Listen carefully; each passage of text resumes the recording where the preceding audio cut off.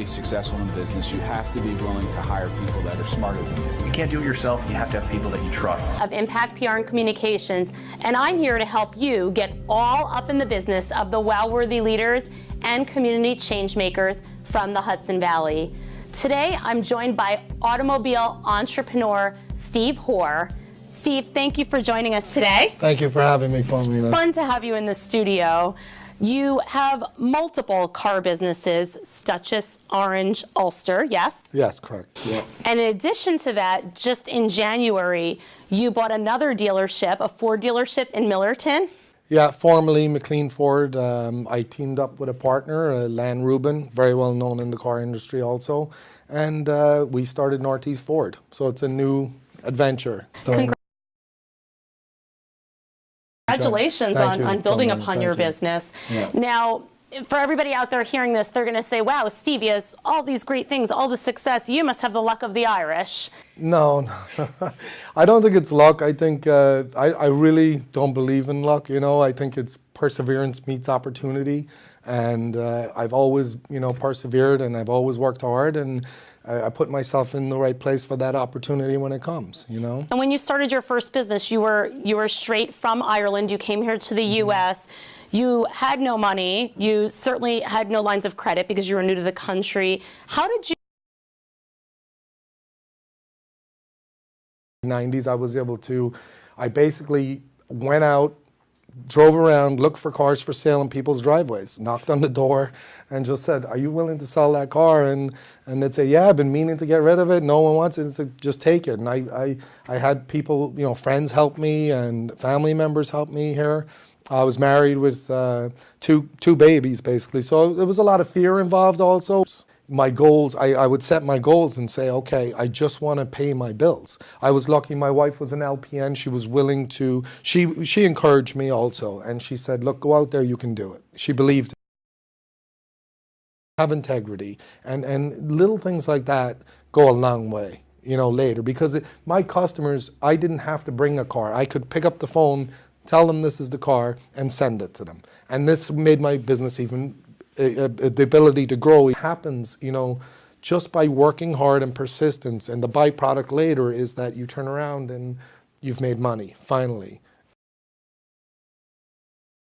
Right now, you've been blessed to give back to the community through your success, but there was a time you didn't believe in yourself. Can you talk about that?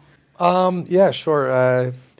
Growing up in Ireland in the 70s, I have ADHD, so the teachers weren't equipped for a child like me. I was really a lot of work. I was hyperactive, never stopped talking. I was that class clown, But, on the outside, that's what you saw. On the inside, I didn't feel up to par with everybody else because academically I was terrible. I didn't quite believe in myself, but I knew what I wanted to do in life. And people believed in me. People that knew me were able to say, look, Stephen, you can do this, even though I didn't believe in myself. So I believed in others before I believed in myself. But what I found is in the business, especially being ADHD, is that if you find something you love and you do it, you will focus. And when we focus, we can do a lot. People with, who are hyperactive or ADHD, we can multitask. So the fact that I can take 100 phone calls in a day and handle them, and so it's been an asset to you. Absolutely an asset. I'd say to any young person who has ADHD that if they can find something that they love and they can focus on, because that's what it's about. It's the focus. When it comes to cars, I could tell you basically if I have 50 cars, I can tell you the miles, the color, the make, the model. I retain everything when it comes to something I focus on, and I can do many things at once doing that. And I think all people with ADHD do. I would definitely say to anybody who feels that they just because they're not great in school doesn't mean that they can't be great in business. And I'm not saying I'm great, I'm saying they can be great. People at Wheels R Us. I have a young man, Jason's been with me 25 or 24 years or 20 years. Can't remember 22, but he's fantastic. Like I can leave my business and I know it's taken care of, And it allows me to move your on. business taken care of, you have your children in the business now too. Yeah. Well, you asked me earlier about the retail, and that's why I started the retail, because my kids were getting older. My youngest went to college, the other two wanted to be in the car business. So we decided together we'd open a business, and we started Mag Auto Corp the one in Poughkeepsie. And it's great. It's great that my kids are there. It's a family business, and it's a family-run business. And I have a general manager there, Louis Rosado, and his family, his wife works there, his son, his daughter, and my family. And we have it's a fun place. Like, you come in.